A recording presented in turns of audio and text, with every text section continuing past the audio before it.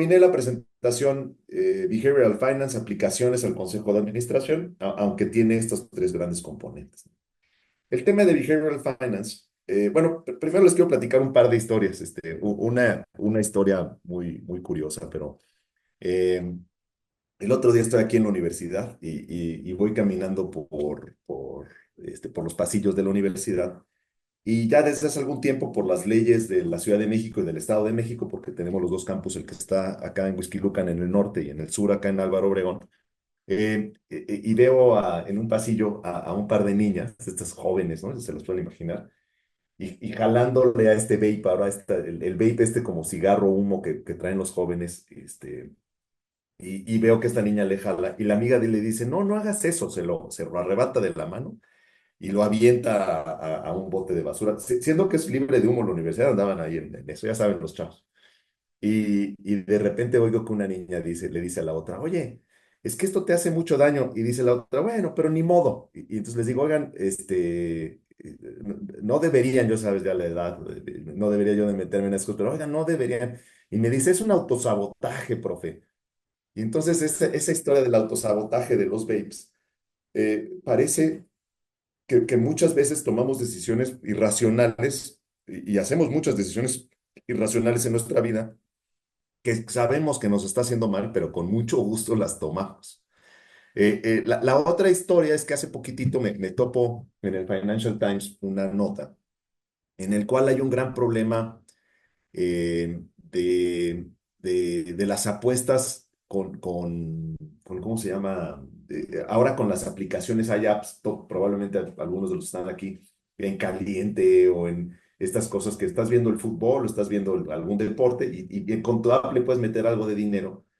Y resulta que el Financial Times identifica que hay un problema grandísimo de adicción a las apuestas, porque ya no tienes que ir al casino, sino que estás con tu app todo el día metido en apuestas, que luego de deportes que ni entiendes. Y existe, por lo menos en las apuestas, una lógica poco, o sea, sabemos que el valor esperado de una apuesta normalmente va a ser negativo. Siempre la casa gana, ¿no? Está en la ruleta, en los dados, pero nos gusta la emoción y se convierte en algo adictivo. Y entonces encontré esta nota de un señor Holt que de alguna manera ya agarré dos, tres líneas de lo que decía en el periódico. Decía, perdió $100, pero en realidad en su mente él había perdido 700 porque ya los había disque ganado, ¿no? O sea, llega un momento de la apuesta y poco a poco se le hace una problemática y muy grande a este señor Holt, en el cual se genera una espiral donde ya traes una adicción de estar metiendo dinero y hasta de apostar y perder pues, prácticamente todo su patrimonio por un tema así, ¿no? Entonces, este comportamiento resulta que es más natural de lo que creemos. Si hay aquí economistas o gente financiera o gente que estudió negocios o normalmente la teoría económica clásica, siempre partimos por lo menos de los modelos más básicos, es que somos completamente racionales. No sé si se acuerdan de estas definiciones de lomos económicos o la maximización de utilidades, donde prácticamente todo lo que hacemos lo hacemos, híjole, pensando en, ¿sabes qué? Esto me conviene porque me va a hacer bien y entonces esto voy a maximizar las utilidades que voy a hacer ahorita. Y entonces hay muchísimos modelos matemáticos comprobados en los libros de textos estos que tengo aquí atrás en este librero donde la idea es que la gente y las empresas maximizan utilidades a toda costa. La otra de los modelos básicos de teoría clásica es que las preferencias son estables, es decir, que si me dicen, oye, ¿qué color te gusta más, el amarillo o el rojo? Y siempre vas a decir, ay, me gusta mucho más el amarillo, pero hay algunas ocasiones en que por alguna razón vas a tomar una decisión distinta y tus preferencias luego no son estables. Hay veces que siempre, no, yo siempre me gusta mucho más tomar Uber en lugar de taxi, ¿no? Pero hay veces que de repente te ponen en una situación en la cual tus preferencias no son estables, cambias de una cosa a otra. Em, y también en inversiones también, ¿no? A mí siempre me gusta traer lo más que se pueda invertido en algún fondo o en algo y tener poquitito en la cartera, pero hay veces y circunstancias en las cuales de repente cambia una situación y resulta que te gusta tener más dinero a la vista y muchísimo menos invertir. El interés propio también es uno de los principales componentes de la teoría clásica. Lo pongo en inglés nada más para dejar claro, porque este del interés propio en español se pierde un poco, luego lo traducimos en egoísmo, pero en realidad esto que le llaman self-interest, o sea, donde siempre tomamos decisiones que nos convengan a nosotros mismos y mucha de la teoría económica está basada en eso, haciendo que luego se ha comprobado que el altruismo es parte de las decisiones que normalmente tomamos. Otro de los grandes, no falacias, pero por los que ayudan a entender la economía, es esto que tomamos información, tomamos decisiones con información perfecta. Es decir, entendemos perfectamente bien cuáles son los precios de todo el mercado, entendemos perfectamente bien dónde está el precio más barato, entendemos perfectamente bien las calidades. Y les soy sincero, a ver, hasta en los mercados financieros, luego entender el retorno de inversión o, por ejemplo, en una deuda, entender cuánto te cobran de intereses en una hipoteca o en una tasa de interés, pues ahí está el CAT, pero luego le dices a la gente, oye, pero ¿cuánto pagaste en serio de... es más, hasta en una compra de meses sin intereses no nos queda claro si en serio estamos pagando el precio a la vista o si nos están cobrando algo. Siempre esa información no es perfecta. Y los modelos económicos parten de la idea que la gente toma decisiones con información perfecta. Y la otra es que tenemos en la mente todas las opciones posibles. O sea, entonces imagínense si algún día estás haciendo una inversión en estas ahora, también igual estas aplicaciones que puedes invertir dinero en la bolsa y que dices, oye, voy a comprar una acción, da igual de hoy que son el reporte de Nvidia, a ver cómo se comportan los mercados con esto de los chips, pero que voy a comprar una acción de Nvidia y que tuvieras toda la información y que tuvieras todo el entendimiento y que tuvieras todos los valores de todas las empresas del sector de microchips para saber que si debes de comprar una acción de esta empresa o de otra, pues prácticamente es muy difícil y difícil de comprender. Y la teoría financiera también, la teoría clásica financiera, también habla de cosas que parece que son un entendimiento clarísimo. Muchos de los que estamos aquí, pues estudiamos estas finanzas en la universidad o a lo mejor en la maestría, y nos enseñaron cosas que parecen como obvias y que luego no son tan obvias. Es decir, por ejemplo, el valor de dinero en el tiempo, ¿no? Siempre estamos tomando decisiones con una tasa de interés compuesta o no, siempre prefiero más dinero hoy y dinero después, pero luego es curioso, tomamos decisiones a veces sin tasa de interés, independientemente, ahora con algo que ha habido algo de inflación, no como la de los ochentas y los noventas, ¿no? Pero, pero curiosamente nos debería de importar muchísimo el valor del dinero en el tiempo y hay veces que no, que preferimos tomar decisiones financieras sin pensar en las tasas de interés. Eh, la otra es que tomamos decisiones de acuerdo al valor esperado. Acuérdense que el valor esperado es esto, que tienes probabilidades y entonces le sacas las probabilidades de que suceda un evento por el valor que va a tener ese escenario y luego multiplicas. Y la verdad es que luego no necesariamente estamos tomando decisiones de valor esperado. Si no, nunca le entraríamos a la lotería, por cierto. Si estás un día ahora festejando las fiestas de Sembrina, estás en un restaurante con tus cuates y pasa el de la lotería ahí en Polanco y te dice, ay, le entra la lotería, el valor esperado es hiper negativo, pero a la mera hora siempre acabamos, bueno, a ver, voy a comprar un cachito y le regalo uno a cada uno y demás. Pues el valor esperado es hiper negativo, ¿no? Como si fuéramos una calculadora en la toma de decisiones con respecto al dinero y suponemos que la gente usa la información para tomar las decisiones.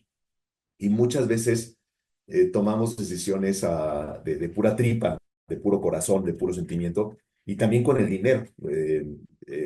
Y dejen, digo, aquí estoy hablando con gente que está en consejos de administración, pero si hablas con gente que no necesariamente tiene que ver con negocios, amas de casa o personas así, pues la manera en que toma decisiones con el dinero es completamente sentimental. Entonces, ya desde hace algún tiempo,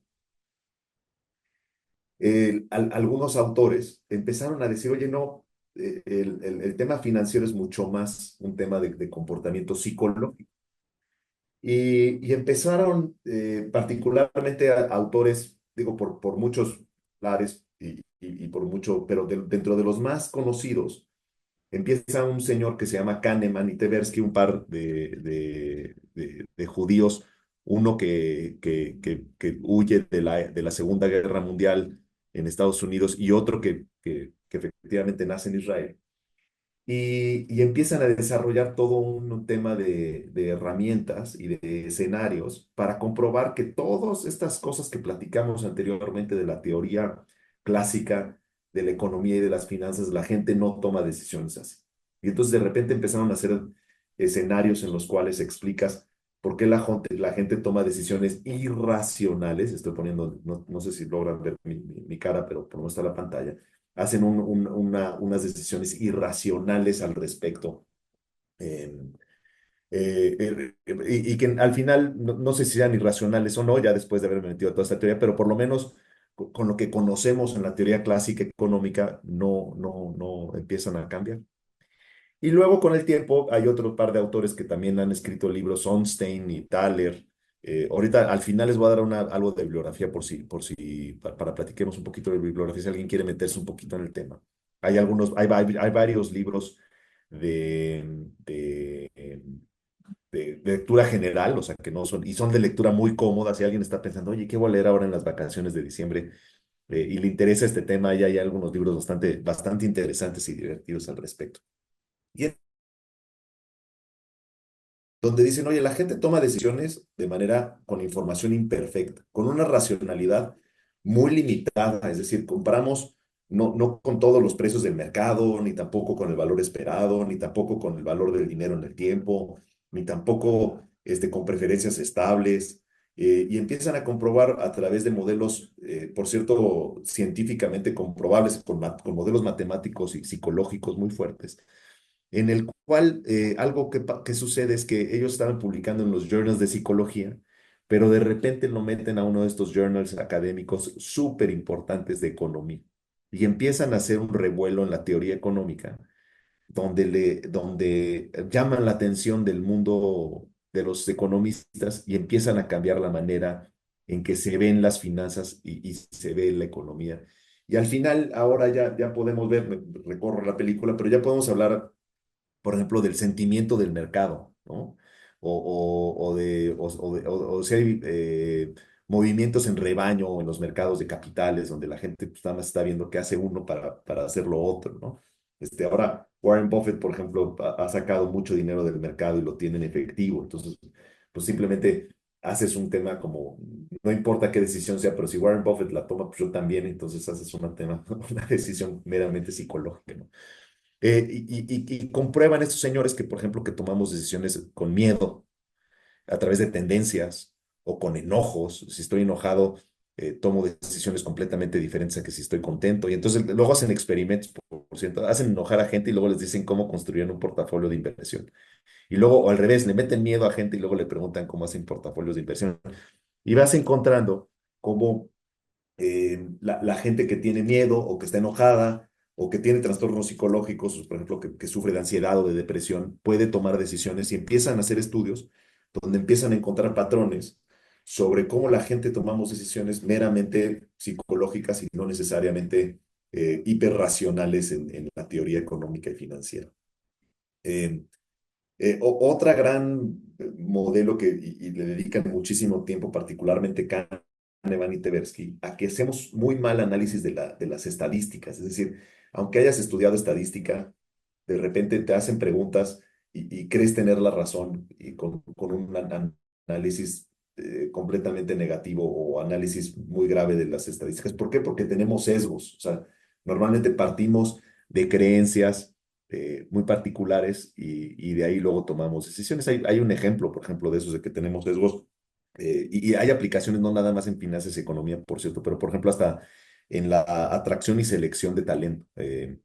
Hace poco unos investigadores, esto es un modelo que ya habían replicado en Estados Unidos, es una réplica de algo que hicieron en Estados Unidos, pero ahora unos profesores de aquí en la universidad lo están haciendo en México. Y lo que hicieron fue que pusieron unos perfiles en LinkedIn y a uno le pusieron de estos nombres como si fuera alguien hiperfresa, ¿no? Santi Corcuera de no sé cuál, ¿no? Y entonces ponen ahí el LinkedIn y ponen un currículum con exactamente las mismas características y ponen una foto de alguien con tez blanca y de alguna manera, y ponen un teléfono para que marquen diciendo que está buscando trabajo y ponen un teléfono donde un bot está tomando decisiones a ver cuántas llamadas va a recibir ese currículum. Ponen exactamente el mismo currículum, lo copian exactamente igual, pero ponen a alguien con un nombre Giovanni, pero escrito, ya saben, con Y, con B grande, y le ponen aparte Pérez Gómez, ¿no? O sea, sin nada más, y le ponen a alguien con un perfil, con una tez un poco, y empiezas a ver si existen tendencias y sesgos, y encuentran lo que ya sabemos, ¿no? Que efectivamente un currículum con cierto tipo de nombres o con cierto tipo van a tener mejores resultados que con otros, ¿no? Entonces, eh, y son tendencias o son creencias donde no es que alguien, si, en Estados Unidos luego lo hacen con temas raciales, ¿no? Pero oye, si tú te topas un cuate negro con este tipo de características, no te va a robar. Entonces hay una tendencia donde efectivamente hay sesgos, donde partimos de patrones, donde tenemos ya anclajes y esos anclajes luego nos llevan a toma de decisiones completamente negativas y existen ese tipo de estudios. Y limitamos la cantidad de decisiones que podemos tomar. Eso también una computadora no lo puede hacer, o sea, puede tomar muchísimas. Tomamos decisiones a través de corazonazo, yo lo expliqué.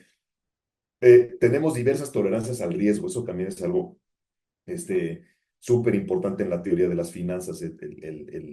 Hay gente que puede tener un riesgo muchísimo más grande y entonces, por lo tanto, a lo mejor puede tener mejores decisiones de inversión a largo plazo. En cambio, hay gente que no tolera para nada ni tantitito riesgo y entonces toma decisiones que a lo mejor en el corto plazo pueden salvaguardar su patrimonio, pero a la mera hora en el largo plazo puede tener efectos negativos. Eh, y lo comprueban, cómo es que no es lineal también. Alguien que tiene mucho más dinero puede tomar decisiones muchísimo más riesgosas y alguien que al revés, o alguien que ya no tiene nada que perder también puede tomar decisiones muy riesgosas y no es un tema lineal, ¿no? Se meten eh, a estas cosas. Y la otra es, tenemos preferencias que cambian. Si tenemos sueños, si estamos enojados, si tenemos hambre, si hay un día muy frío o muy nublado. Y estos estudios luego han llevado, por ejemplo, uno de estos libros que les he platicado, hay uno que se llama Ruido, y ahorita se los platico un poco más, pero resulta que, por ejemplo, los jueces ponen sentencias diferentes a personas que tienen exactamente la misma situación, de acuerdo a si es el último día si es el viernes en la tarde o el lunes en la mañana, o si es el último caso de la noche o el primero de la mañana, o si es cerca de la hora de la comida. Empezaron a hacer unos estudios en Estados Unidos, por ejemplo, igual los médicos, ¿no?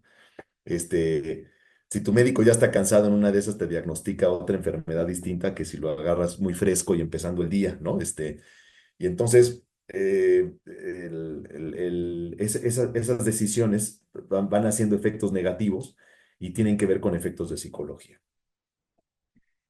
Eh, para meterme un poquito más, y no me voy a meter tampoco a toda la teoría, si no, no nos va a dar tiempo, pero los autores, estos que les estoy platicando, desarrollan un tema que se llama heurística y otro que se llama prospección. Y la heurística son este tipo, ¿cómo les digo? Ahorita explico el de heurística en particular con la siguiente lámina. Hay un libro de Kahneman y Tversky que se llama Pensar rápido y pensar despacio, que es un libro muy interesante. Lo que pasa es que se clava en detalle en muchos ejercicios que fueron los que hicieron y te explica muy bien cómo funciona la heurística. Ahorita lo platico, pero son atajos que nos hacemos de manera rápida para tomar decisiones y la manera en que funciona el cerebro. Y la teoría de la prospección tiene que ver con riesgos.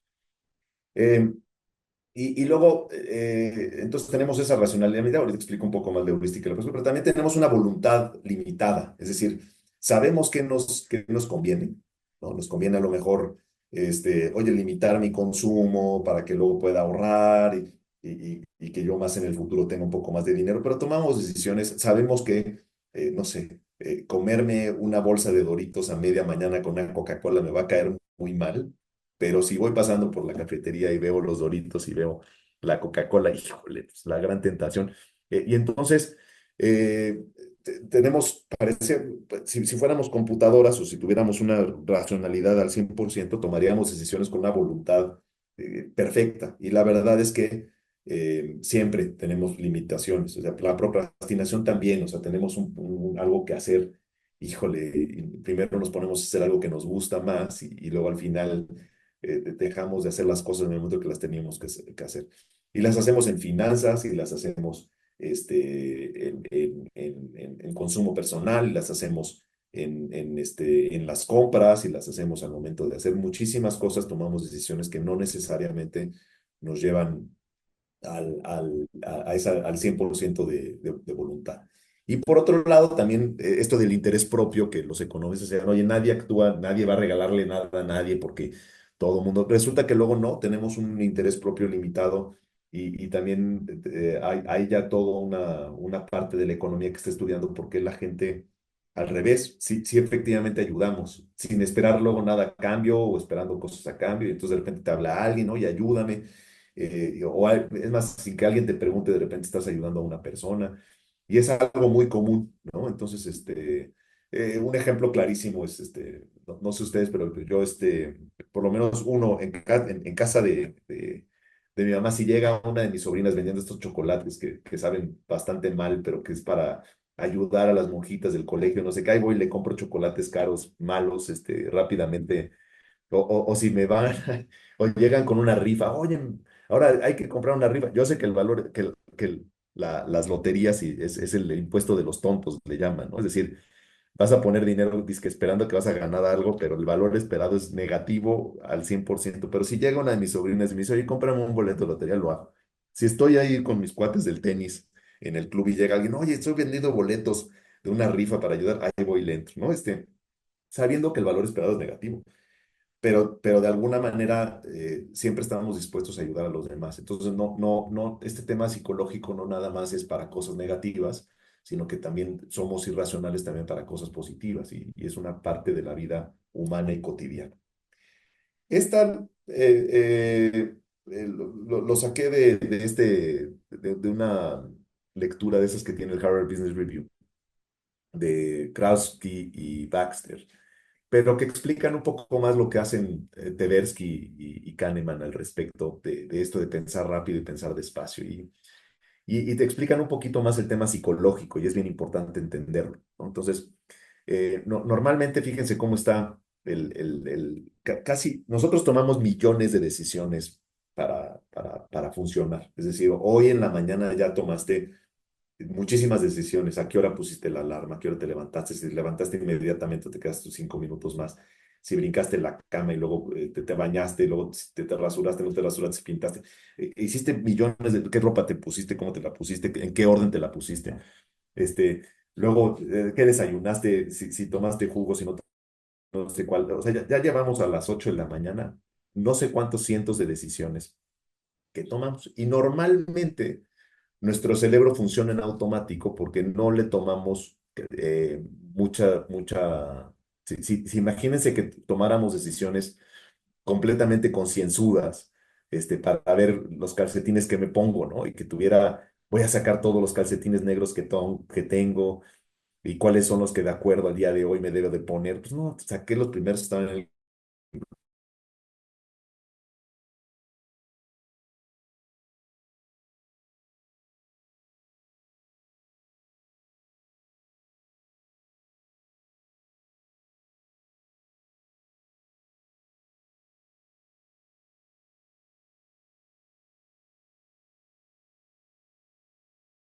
que estoy en la universidad antes de venirme para acá. Sí utilicé un poquito de intuición, de decir, oye, ya voy, eh, tenía la presión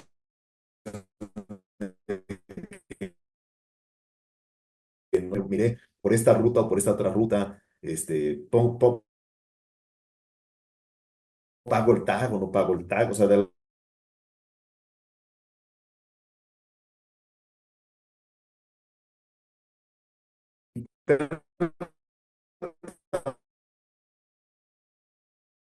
poco y me puse a escribir todos los supuestos a trabajar. Y entonces resulta que nuestro cerebro lo que va haciendo es que cada vez a través de repetición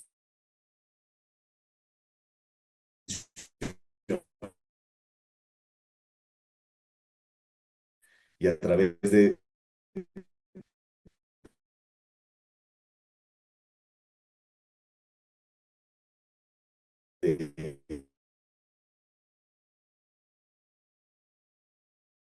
de cosas que rápidamente las vamos a tienes que hacer todo un estudio y luego hay veces que por pura intuición, mira, no, porque así no va a funcionar.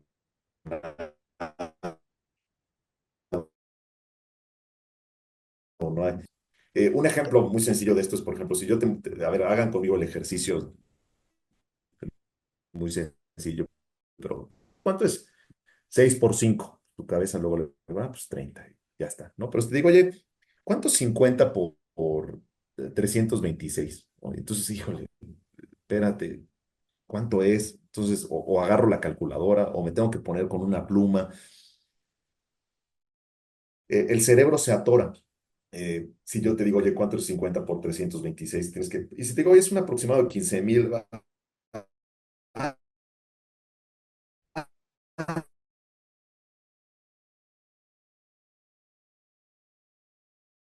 vatios. Tenemos un poquito para llegar a conclusiones donde me llegue información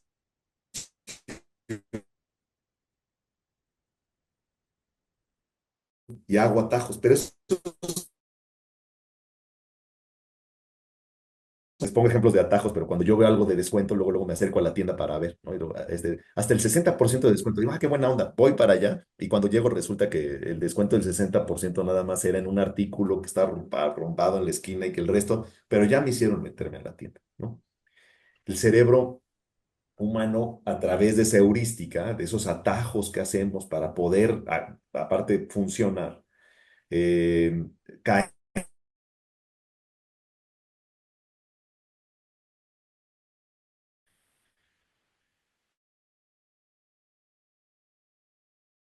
em,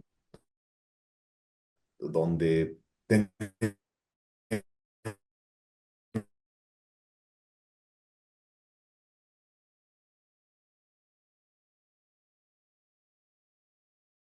tenemos esos problemas.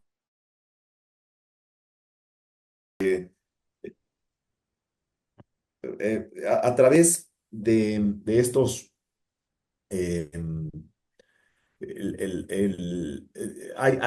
estos temas de componentes de behavioral economics tienen algunos ejemplos muy particulares que pueden funcionar en los consejos de administración, particularmente en la dinámica del consejo de administración, en juntas o en juntas de consejo, cuando la gente está tomando decisiones de manera grupal. Entonces encontré algunos ejemplos muy puntuales, ¿no? Que les quiero compartir a través de algunos de estos libros, ¿no?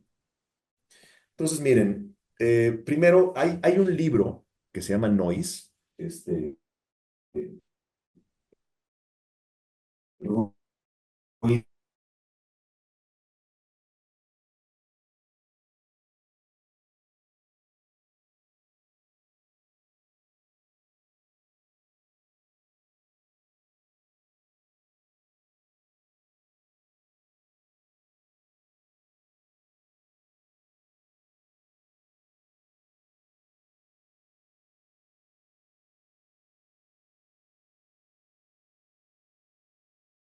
el, no somos nada consistentes en la toma de decisiones. Es decir, los médicos,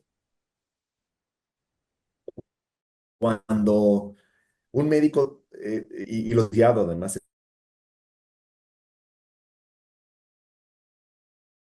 invierno, luz de sol, los médicos están un poquito más gloomy, ¿no? Tristes, y entonces igual te diagnostican más enfermedades de las que normalmente tienes.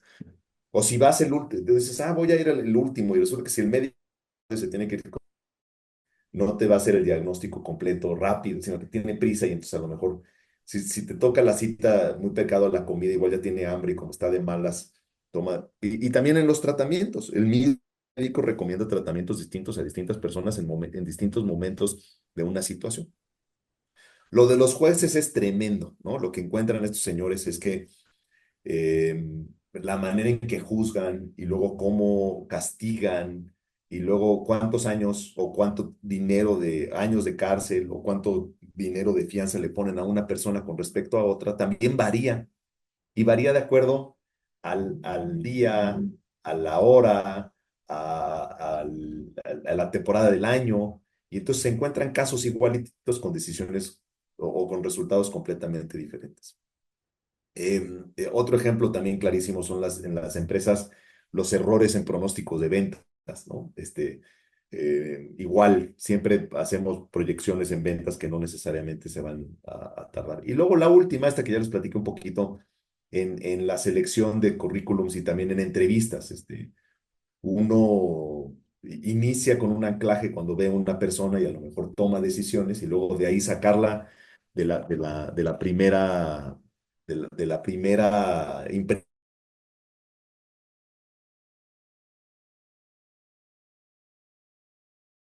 Nuestro cerebro funciona con atajos. Luego no nos gusta tampoco estar esperando a que la gente, de hacer todo.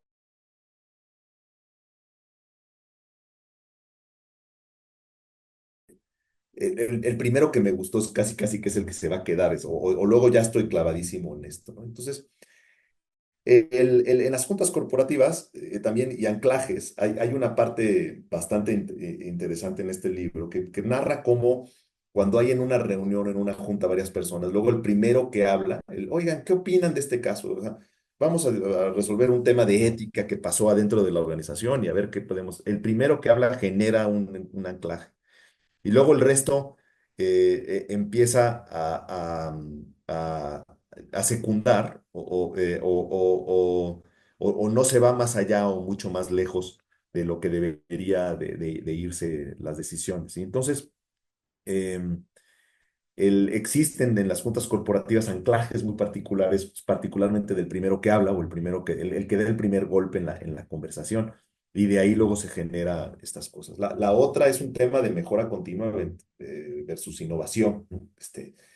En las empresas, eh, muchas veces, eh, por cuestiones también psicológicas, se puede no premiar la innovación si se castiga mucho el riesgo, mucho el fracaso. Entonces, oye, es mejor simplemente no hacer un gran proceso innovador porque si luego sale mal me van a castigar muchísimo si es que tengo un sueldo seguro y en cambio hay algunas empresas que han hecho ejercicios muy puntuales y hay estudios psicológicos sobre cómo se innova y cómo se trabaja. Y luego lo puse en inglés, el herding, ¿no? Y la toma de decisiones, que es estas cosas, ya lleva mucho tiempo esto del herding, pero es como, el herding es actuación como de rebaño, ¿no? Entonces, en los portafolios de inversión es muy claro. Luego hay grandes administradores de portafolios de inversión que si todo el mundo está comprando y metiéndole dinero al mercado, él no quiere ser el que se sale, ¿no? No quiere ser el que arruina la fiesta o viceversa. Si nadie le quiere entrar, entonces es mejor que te digan, bueno, estabas con todo el mundo, a decirte, fuiste el único loco. Cuando le pegas a ese único loco, a lo mejor fuiste el genio, pero si hay intereses personales que te llevan a la psicología de no ser el que tenga el error, entonces no, muchas veces hay comportamientos de herding y de toma de riesgos muy particularmente cuando hay grupos empresariales, ¿no? Las soluciones al ruido, les estoy dando el mini resumen del libro, espero que no me spoiler, chavos, ¿no? Pero eh, la idea y ahí parece luego algunas cosas como estos libros luego que se generan, que luego tienen cuestiones pues, bastante intuitivas o bastante lógicas, pero una manera de evitar que se genere ruido y que tengas errores es a través de decisiones grupales, es decir, decisiones grupales y además de decisiones por separado. Oigan, les voy a mandar esto, mándenmelo por separado y a ver qué piensan. Entonces, a veces, cuando hay un tema complejo en un consejo, en una de esas, valdría la pena mandar la información con antelación y que mandes una opinión antes de que todos se contaminen con la opinión de todos los demás, ¿no? Esa es una de las formas. Entonces, decisiones grupales, pero por separado, que luego llega alguien a discutir. Toma de decisiones separadas y luego comparadas, eso puede ayudar. Lo hacemos con los médicos, ¿no? Oye, una segunda opinión, o una tercera opinión. A veces que cuando es algo muy grave en nuestra salud, nos gusta tomar una segunda o una tercera opinión. Y el gran problema es que cuantos médicos veas, va a haber y una quinta y una sexta y una octava opinión. Cada uno va a tener una opinión un poco distinta. Y a veces y lo han hecho, que al mismo médico le hacen la misma pregunta y da opiniones distintas, ¿no? A ver, aquí, Alfredo, ya hay algunas reacciones. Sí. Y aquí está Fernando Cantú, que lo puede explicar si no se entiende. Dice, Alfredo, en soluciones al ruido, ¿no crees que debiera considerarse la escucha? O Claro que sí. si quisieras explicar más, Fernando, que estás ahí.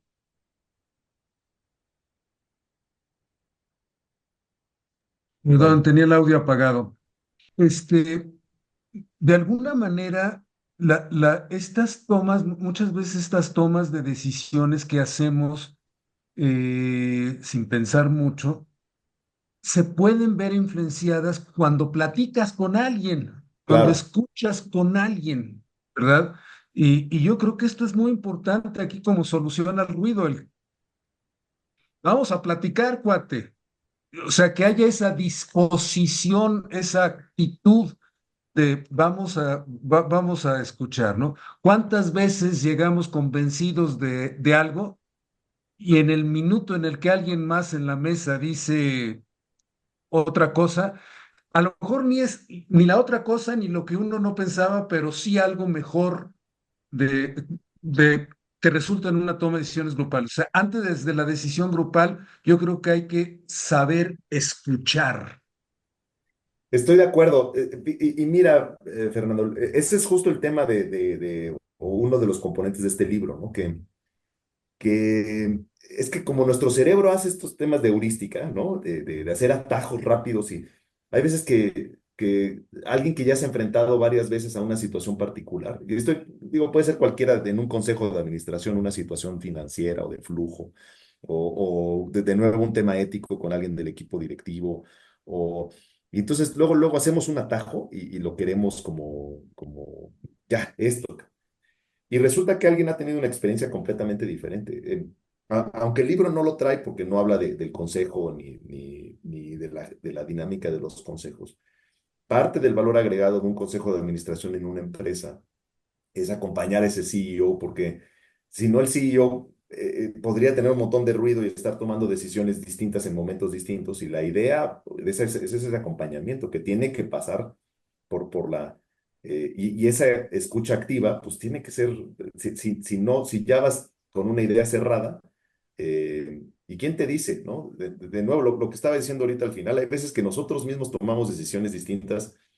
Te ponen este caso un día y luego te lo ponen otro día que tienes un poquito más de tiempo para reflexionarlo, o un día que vas con prisa, o un día que a lo mejor traes un vuelo y ya vas presionado. Y en una de esas tus conclusiones sí son diferentes. O sea, es rarísimo que tengamos la misma conclusión constante a lo largo, deja tú de los años, de la semana, De los minutos, de los deja tú de minutos. Sí, sí, sí, en una de esas, si el consejo es en la mañana o la decisión es cercana a la hora de la comida, en una de esas te avientas una decisión distinta.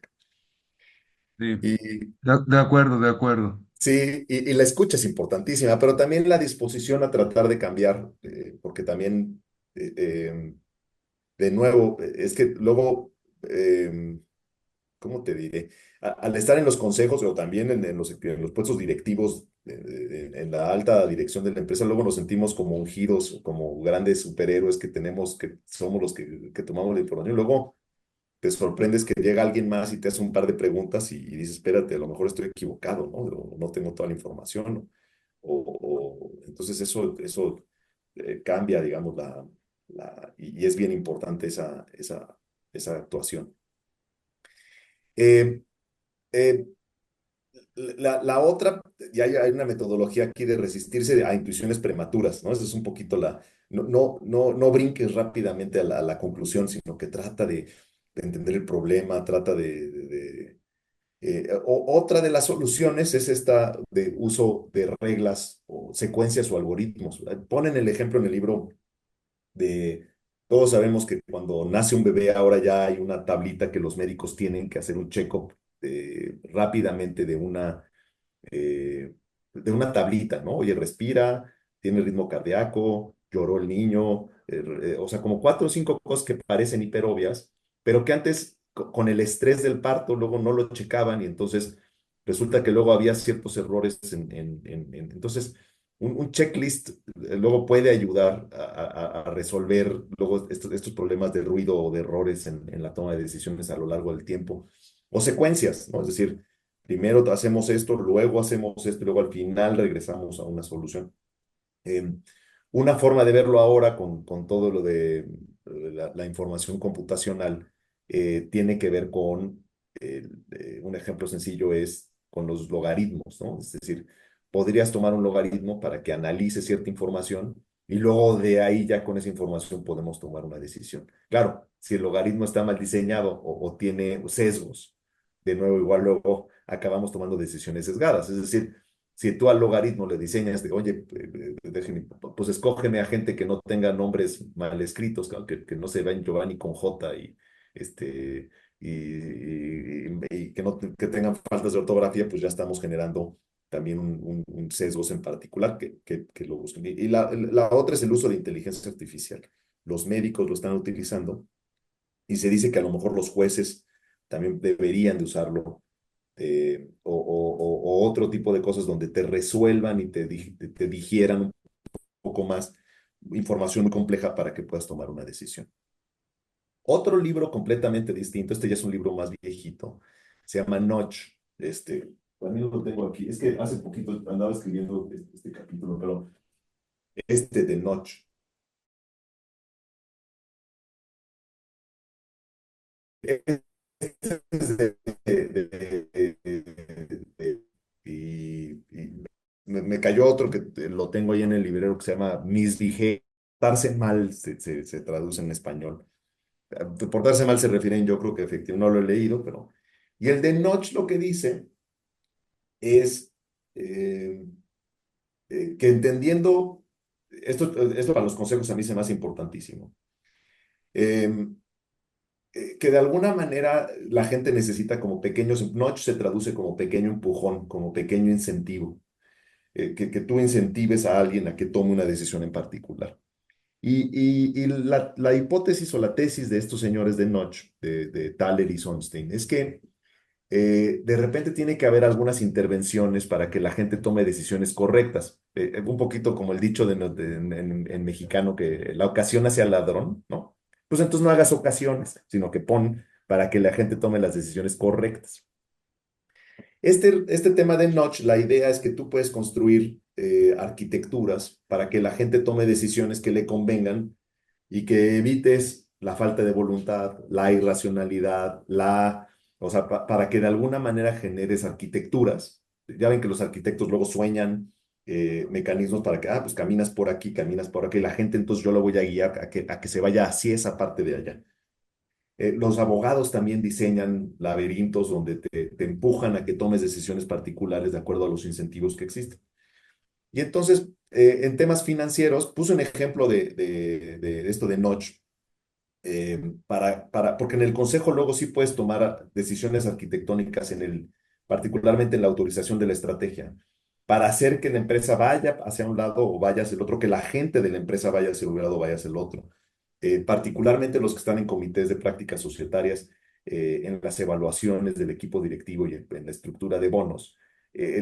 Puedes generar notches que te lleven a que tomen mucho riesgo y pongan en riesgo a la organización, o a que no innoven, o a que hagan una gran innovación. Y tiene que ver con esa estructura o esa arquitectura. Puse un ejemplo que parece muy, muy, muy fácil, pero un fondo para el retiro, ¿no? Todos sabemos que, a ver, ahorrar hoy a cualquier persona le dices, oye, ahorra y más, si a un joven hoy le dices, oye, ponte a ahorrar el 15% de tu sueldo para que cuando te retires, no, hombre, va a preferir irse de vacaciones, y gastarse la lana en unas vacaciones. Ya se fue el buen fin y se puede comprar cualquier cosa que no necesitaba. Pero prefiere que en realidad sean grandotes. O sea, ¿cuál decisión que no sea ahorrar para su retiro, ¿no? O hay veces que, y entonces, si nos dieran la opción, la teoría es muy fácil, pues calculas cuántos años vas a vivir, imagínense, ¿eh? Primero calcula cuántos años vas a vivir si supiéramos, luego, ¿cuándo te quieres jubilar? ¿Cuánto dinero necesitas para vivir? Y luego ahorras de tal manera que los intereses del dinero que tienes en ese fondo te den para que puedas vivir ya retirado. Esa es la teoría, es súper fácil. La aplicación del problema es que no somos racionales y que no tenemos voluntad. Entonces, las soluciones o los nudges que ponen como ejemplo es un fondo de ahorro obligatorio, cuando es un fondo de ahorro opcional. Y hay unas cosas que le llaman en inglés opt-in y opt-out en temas de nudging, de generar estas arquitecturas que, por ejemplo, lo han utilizado particularmente para la donación de órganos, ¿no? Hay un ejemplo muy sencillo, es en algunos países, tú si te, en el momento que falleces, tus órganos se van a donar, salvo que digas que no. Y en otros países tus órganos no se van a donar, salvo que digas que sí. Y mucha gente simplemente no hace nada. Entonces, si tú pones que se van a donar, aunque la gente diga que no, pues ya, le ahorraste la decisión a las personas. O al revés, es la gente tiene que tomar la decisión de sí hacerlo. Y hay muchos estudios de cómo en los países donde tienes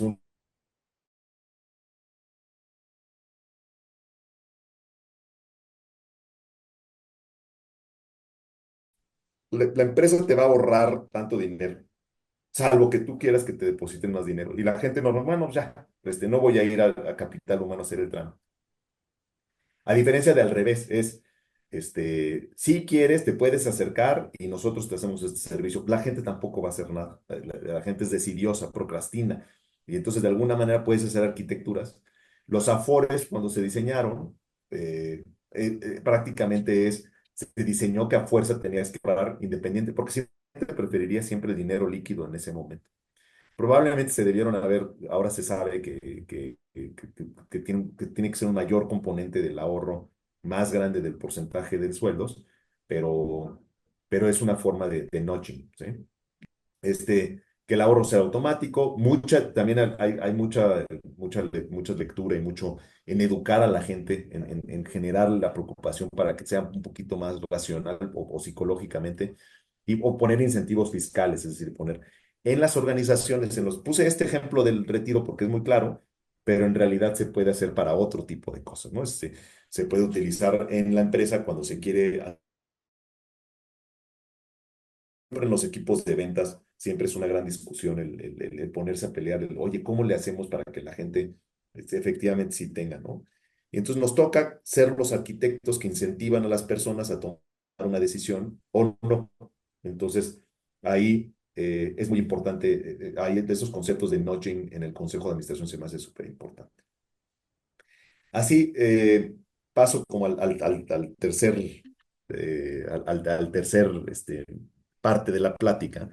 Y aquí me voy a ir un poquito más al mundo más académico. Y lo que hice fue encontrar algunos papers académicos, muy académicos. Ya saben que son las primeras 3 hojas de texto y luego un montón de ecuaciones estadísticas. Pero lo que hice es que les puse un poquito más como que el resumen y luego platicarles hacia dónde llegó la conclusión de lo que empecé platicándoles de la investigación, ¿no? Por ejemplo, aquí hay Shin y sus amigos en el 2009 publican un artículo que genera algo muy, muy importante. Y lo que hacen ellos es que tratan de entender cómo, de nuevo, esto ya no tiene que ver con necesariamente los consejos de administración, sino que es con el behavioral finance y el comportamiento de la gente. Y lo que hacen es que quieren entender el bienestar financiero. ¿Qué hace que la gente tenga bienestar financiero? Y utilizan temas psicológicos de sociología, del comportamiento del consumidor para entender cómo es que la gente toma decisiones. Y la idea es que tratan de entender, y bueno, más llegan a la conclusión que si la gente entre más finanzas sabe, toma actitudes y tiene intenciones más positivas con el dinero. Esto a lo mejor a nivel familiar le sirve, ¿no? Si tienes a gente que no le gusta el tema de las finanzas, si no le gusta el dinero, yo creo que tendría que tener algo de capacitación acerca del manejo de las finanzas y el manejo del dinero, para que le pierdan el miedo. Un poco esa es la idea. El involucramiento de los padres de familia en la educación financiera, en la fijación de expectativas, contribuye significativamente a la percepción del adulto joven sobre el control de la conducta. Es un tema como de reinforcement, ¿no? Es decir, si tú eh, porque aparte hacen estudios en las universidades estadounidenses y levantan encuestas con alumnos y ven cuáles toman mejores decisiones y cuáles toman peores decisiones y cuáles traen más deuda.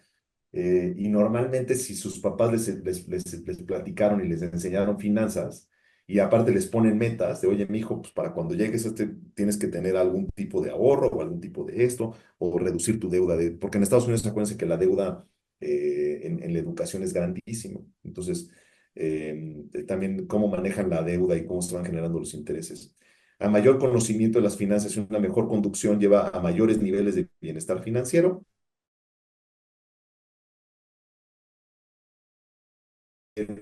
Lograr el bienestar financiero conlleva generalmente a un éxito en la vida. Es decir, también generan un modelo matemático para decir, oye, normalmente los que traen una mayor, parece obvio igual otra vez, pero quienes tienen una mayor estabilidad o bienestar financiero, en este caso, como eran estudiantes, el objeto de estudio de esta investigación, encuentra que luego son jóvenes que tienen, que les va mejor en sus calificaciones. O sea, que los que traen mucha preocupación financiera, luego no se pueden concentrar necesariamente en sus exámenes y les va peor. En cambio, los que en Estados Unidos tienen una estabilidad, un bienestar financiero, un poquito de más bienestar financiero, logran tener mayores calificaciones por estar menos preocupados en esto, ¿no? Eh, Bai, que es otro autor, eh, lo que hace es que el- el- habla también sobre bienestar financiero y y habla sobre otro tipo de cosas y habla sobre la capacidad de hacer presupuestos, sobre la voluntad para autorregularse, es decir, la gente que tiene mayor voluntad para controlarse, o sea, que no se va así, se desemboca sino que se gobierna a sí mismo, tiene muchísimo más posición financiera muchísimo mejor y por lo tanto un mejor bienestar financiero. Ellos se enfocan mucho más en unas encuestas y es la capacidad de hacer presupuestos y la capacidad de controlarse, de no tener así compras rápidas y sin voluntad. Así, personas con bases sólidas de conceptos financieros tales como presupuestos, ahorro, inversión, podrán tomar mejores decisiones, podrán mejorar su posición financiera y en efecto serán mucho mejor si tienen la capacidad para reducir sus decisiones impulsivas. Eso es un ejemplo, ¿no? Luego, hay quienes han hecho, espérenme tantito, es que donde tengo ustedes, ahí ya, es que veo las caras y me tapan la presentación, pero aquí hay hacen otro estudio que más bien es cómo la gente construye portafolios de inversión. Se mueven no tanto al bienestar financiero, sino a las decisiones financieras, o sea, quién toma mejores o peores decisiones financieras y llegan a esta, espérenme tantito aquí, ya está. Y llegan y dicen, oye, quiero ver, ya saben, los rasgos de personalidad, los típicos ejercicios que hacen los psicólogos para ver si eres introvertido o extrovertido, o si eres concienzudo o no lo eres, o si eres secundario o flemático. Y entonces estos señores lo que hacen es que, desde el punto de vista psicológico, hacen un análisis sobre eh, si existen ciertos rasgos de personalidad que construyen a que la gente tenga mayores inversiones en acciones o mayores inversiones o ahorra más, etcétera, etcétera. Y encuentran que personas extrovertidas, a diferencia de personas no extrovertidas, tienden a pagar precios más elevados por activos financieros, o sea, compran acciones más caras y compran más instrumentos cuando tienen sobreprecios. O sea, normalmente los extrovertidos son compran más caro. Y personas con niveles altos en neuroticismo construyen portafolios con instrumentos con menos riesgos y venden los instrumentos cuando los precios bajan o los activos están subvaluados. Es decir, la gente muy aprensiva o muy angustiosa normalmente no le gusta el riesgo y por lo tanto toma decisiones menos riesgosas y aparte bajan los activos y los venden en lugar de tener estómago para mantenerlos. Otra investigación habla sobre también la ansiedad en la toma de decisiones de inversiones de instrumentos financieros y hacen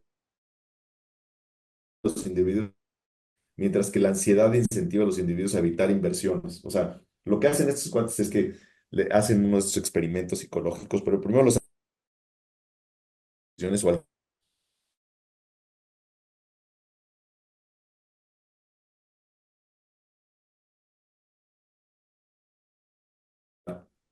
el nivel de riesgo percibido por los individuos al tomar una decisión financiera incrementa. Es decir, cuando hay niveles de ansiedad altos, desconfías mucho, lo que lleva a una menor disposición a invertir en los mercados. Hacen Y la ansiedad está asociada con la preferencia de escoger portafolios que tengan ganancias reducidas, o sea, no les gusta el riesgo de perder. Así como con una decisión de vender activos inmediatamente si registra una pérdida o una ganancia, o sea, se ponen muy nerviosos.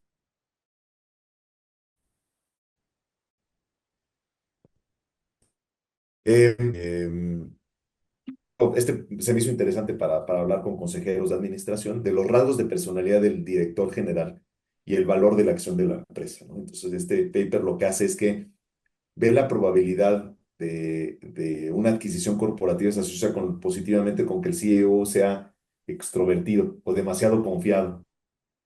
Encuentran que normalmente sí, o sea, que cuando les gusta mucho más hacer fusiones o adquisiciones y documentan que las acciones reaccionan, es decir, al revés, que en lugar de que sean extrovertidos, si es alguien muy concienzudo, tiene mejores resultados, o sea, incrementa el valor y encuentran que el mercado planificado hacia la adquisición de empresas concienzudas, de manera concienzuda. Y los precios de las acciones reaccionan positivamente a la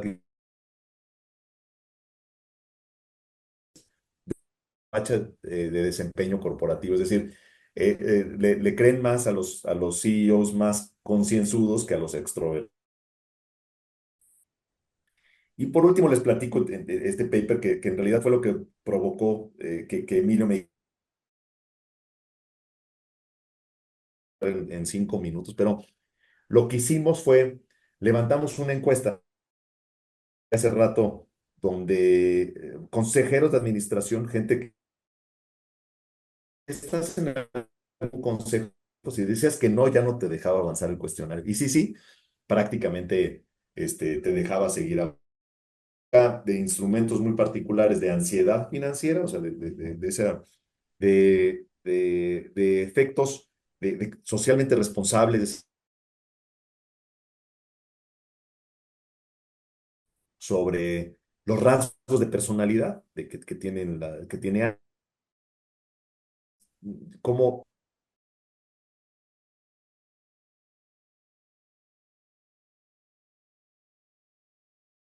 eh, vimos un tema del Big Five de los 5 rasgos de personalidad, si eres amable o afable, extravertido, una apertura a la experiencia, neuroticismo y conciencia.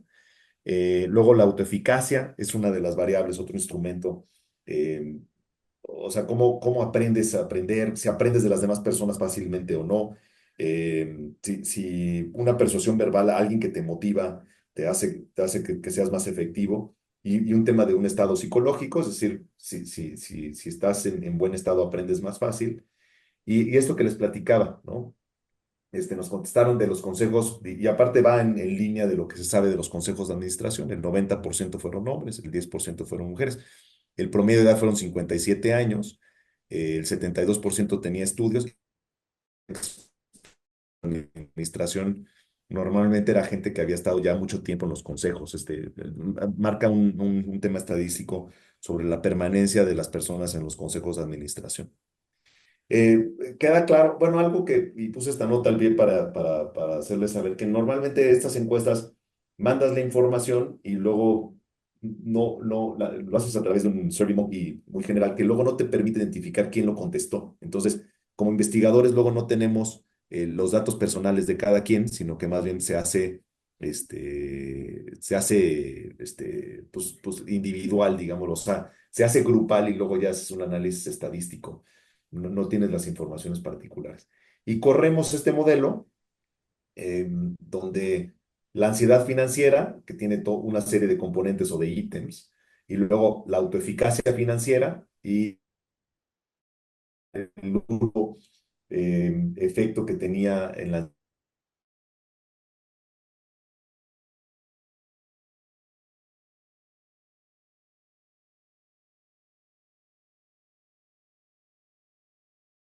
de ecuaciones estructurales, así como los resultados de las pruebas de bondad de ajuste,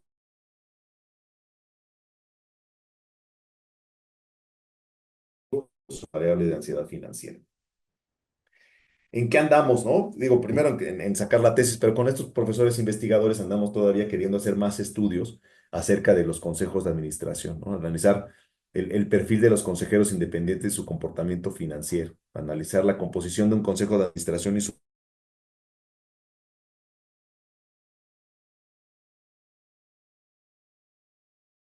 mejora continua, esto que les platicaba. O sea, tratar de entender en una organización qué hace que tomen riesgos o no que tomen riesgos. Aquí en esta lámina, si alguien quiere, estos son algunos de los libros que les platiqué, ¿no? Arkelov y Schiller tienen uno que se llama Animal Spirits. Están en español estos porque ya tienen tiempo. Y el de Fishing for Fools. Esas dos personas han diseñado muchísimas cosas sobre economía del comportamiento. Y luego Kahneman, Pensar rápido, pensar despacio, es un gran libro. Este que les platiqué de ruido y el de Notch, que también se los platiqué, ¿no? Si yo fuera a ver, nada más para el de Kahneman de pensar rápido y pensar despacio. eh, lo que pasa es que es un libro más grande, de letra un poco más chica y que requiere, si alguien quiere clavarse con algo un poco, se me hace el más profundo, pero también es el que más tiempo y dedicación requiere para leer. En cambio, estos dos de acá, el de ruido, el de noise y el de notch, que los dos están en español, son un poco más de lectura, un poco más ágil y los puedes leer de manera un poco más sencilla, más fácil. Y acá tengo los artículos académicos, ¿no? Esto nada más para hacer la referencia a la plática. Entonces, pues muchísimas gracias a todos ustedes y por haber estado aquí y por mantenerse en esta plática de Behavioral Finance, ¿no? Entonces, no sé, Emilio, si queremos tomar algunas preguntas, no sé cuánto tiempo tenemos tampoco, pero Todavía nos quedan unos minutos. sí, No sé si hay algún, alguna eh, reflexión. si yo, bueno, a mí se me hizo muy interesante lo que comentas, Alfredo, por el concepto del aborregamiento en los consejos española, ¿no? Sí. De lo que dice alguien que es el líder, que es el presidente del consejo, se sigue. Y creo que es muy interesante de la práctica de pedir la opinión ante los, de los consejeros ante una situación. No tienen influencia, Sí. Y sabes, entonces sí, dan su opinión. Se vale cambiar de opinión, que es interesante, pero además de lo que opinaron, lo digan, entonces puedes acabar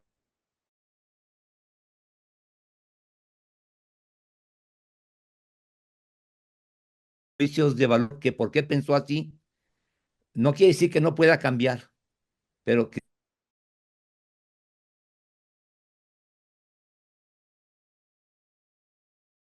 el tema del aborregamiento, ¿no? así es, Emilio. Y sabes que yo creo que para decisiones polémicas, ¿no? Yo no lo haría en todas las sesiones de consejo, en todas las decisiones que hay que tomar, porque se volvería imposible. Pero cuando hay algo polémico, que sabes que puede estar muy dividida la opción, o probablemente se me hace un buen ejercicio el que mandes una opinión con antelación, sin saber qué va a opinar los demás, ¿no? Aunque luego la grilla antes o luego, ¿no? Oye, necesito comer antes contigo del consejo porque te voy a platicar una decisión. Bueno, esas ya empieza la influencia desde antes, ¿no? Pero bueno, sí. Y el otro que se me hace muy interesante que aquí sacas cuando hablas artificial, porque ya se habla y de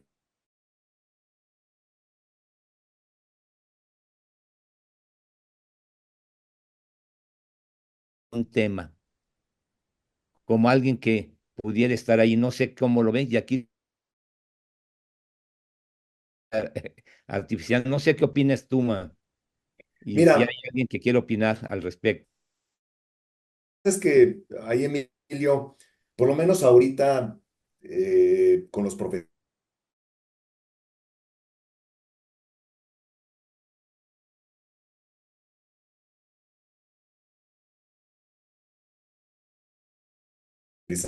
artificial por todos lados. Y lo que estamos tratando de ver es que sea más como un copiloto, más que un piloto. O sea, todavía le falta, pero que te debe acompañar para que puedas a lo mejor tener una conversación con alguien que tiene mucha información, pero que puede alucinar y que puede tener decisiones cortas. Todavía le falta, necesitas todavía revisar muchísimo lo que te arroja algo de inteligencia artificial. O sea, no necesariamente, pero poco a poco va a ir mejorando. Pero por ahorita lo que estamos pensando es que sea un copiloto y que debería de servir un poco para para poder entenderlo. Ahora, el tema de los consejos y la inteligencia artificial es que tendría que ser una inteligencia artificial en una base de datos cerrada, ¿no? Porque normalmente si tú se lo avientas al ChatGPT este, o al Meta AI o a todos estos, al Copilot mismo que se llama en otra plataforma, el riesgo, o al Gemini, que también, ya hay un montón de estas cosas, pero es que si se lo avientas ahí al Internet en general, probablemente estés lanzando información confidencial de la empresa a una base de datos que quién sabe qué vaya a hacer, ¿no? Hay forma en la cual tú compras un bot, o sea, compras al ChatGPT, pero que solamente analice la información que está adentro de un siglo de información que no es pública, sino que la tienes bloqueada a través en tus muros de información privilegiada. Y entonces, a lo mejor si quieres hacer un análisis de los estados financieros de la empresa, pues probablemente sí se los puedes arrojar, pero que esté seguro que, este bot solamente va a estar adentro y que no va a sacar la información hacia otro lado. Si se lo avientas al ChatGPT el gratis, lo estás aventando a algo que luego no sabes cómo va a utilizar esa información. Bueno, yo quería hacer algún comentario. Claro, Alonso. Mira, lo primero te felicito porque creo que es muy complejo, no cabe duda que la cabeza es un mundo. Sí.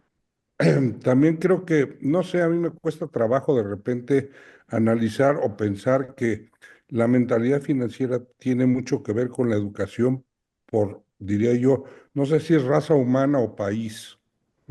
O sea, cuando te sientas enfrente de un chino, verdaderamente no entiendes cuál es su lógica financiera al análisis de una empresa.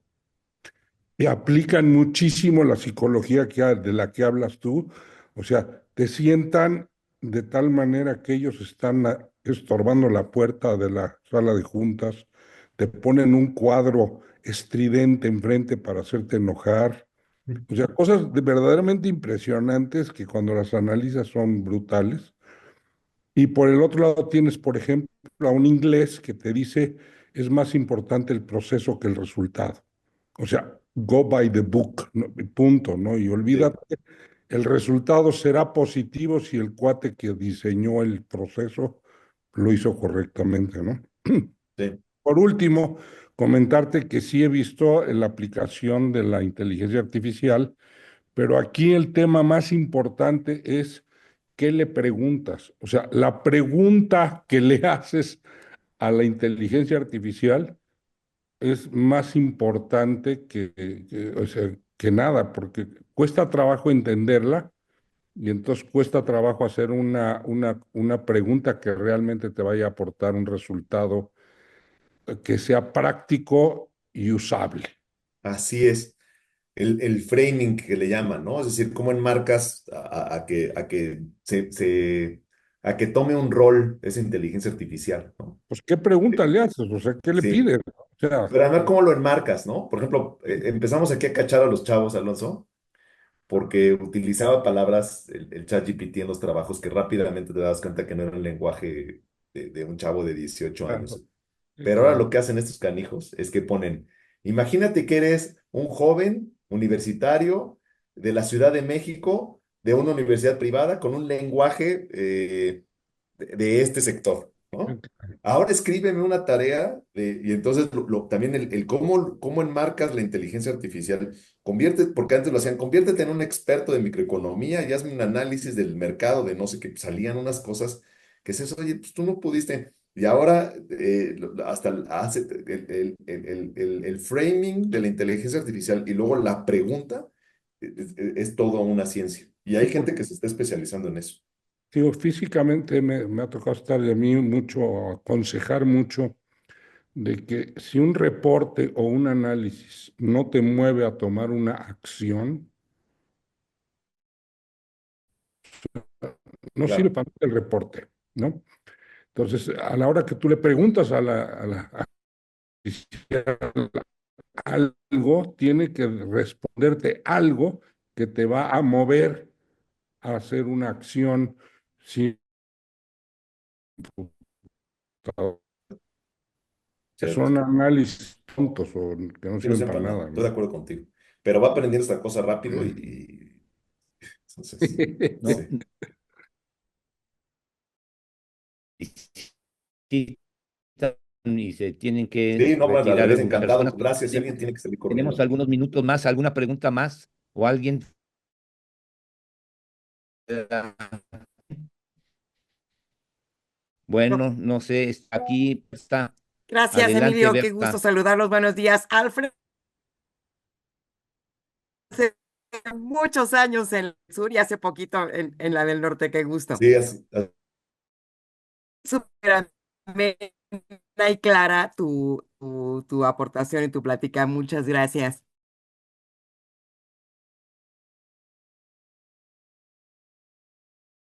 Le haces para regresar a la gente al centro? Cuando tienes en un consejo, vas a tomar una decisión y efectivamente fue sesgada por unos malos resultados financieros, una mala inversión, una baja de la acción, un algo que traes a la gente ya en un ambiente como a la baja, como negativo Sí, y viste muchos comentarios de todo afecta.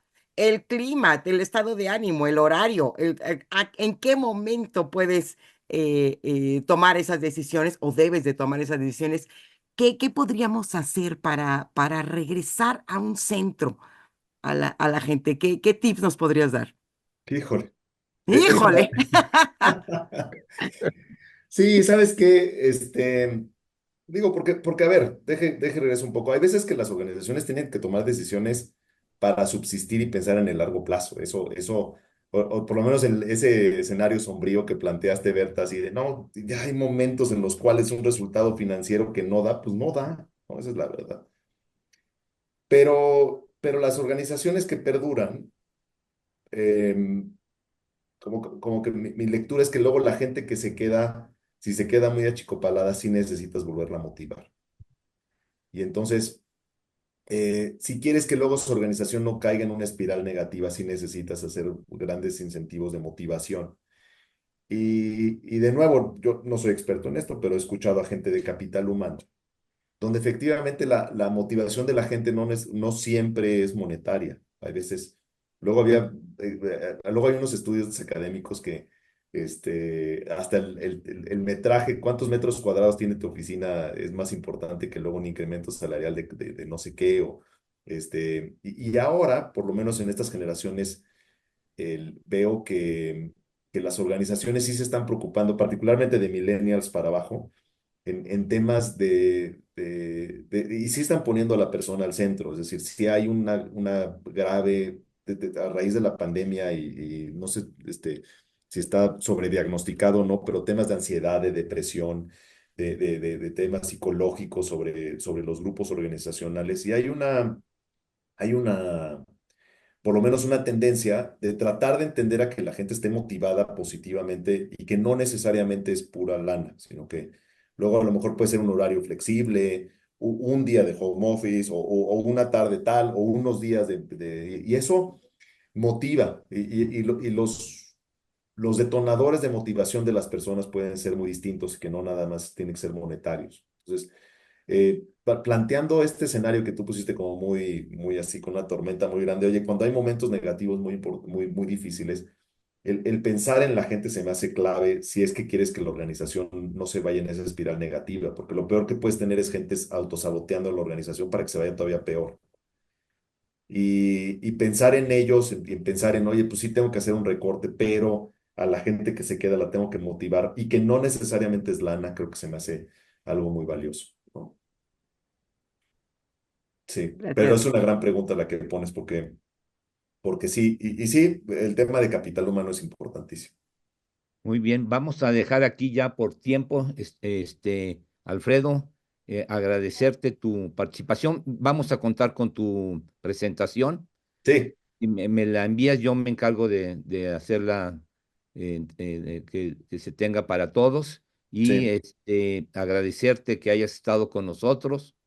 Ya Ah, tendremos oportunidad de tener una plática más estrecha ya que termines todos tus estudios, lo sí. que tengas, y estaremos en contacto entonces. A ti, Y, Emilio, y también quiero y- agradecer porque entiendo que fue gente de tus contactos que yo ni supe, porque luego la idea es que estaba diseñado para no identificar quién había contestado esta encuesta. Entonces no supe quién la contestó, pero si alguno de aquí de los presentes se tomó esos 15 20 minutos en contestar preguntas extrañas sobre su comportamiento psicológico y financiero, igual ya ni se acuerdan porque esto fue hace como 18 meses, pero se los agradezco muchísimo porque pues así es como se va generando conocimiento y se van haciendo estas publicaciones académicas. Entonces, muchísimas gracias. pues muy bien, pues muchas gracias a todos, nos estamos viendo y muchas gracias, Alfredo, y, Gracias. y esperamos tu presentación, yo me encargo de distribuirla, ¿eh?